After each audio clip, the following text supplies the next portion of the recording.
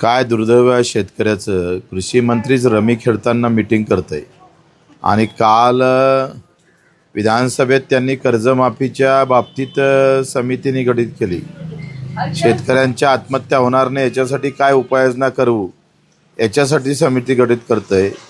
आणि आमचे कृषी मंत्री आता ही 8वी-9वी चूक असेल. यांच्याकडून काय अपेक्षा करायच्या?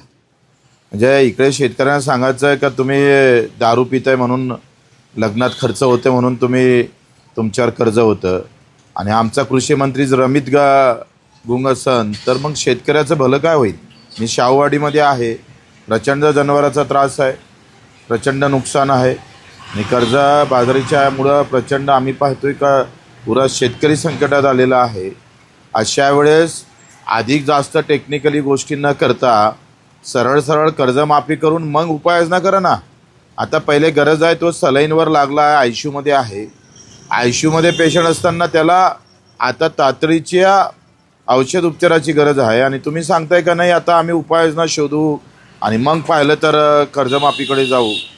तर जेथपर्यंत कर्जमाफीची घोषणा होत नाही, तारीख निश्चित होत नाही, तोपर्यंत आंदोलन चालू राहील आणि 24 तारीख पुऱ्या महाराष्ट्रामध्ये प्रचंड ताकदीनं चक्काजाम होईल.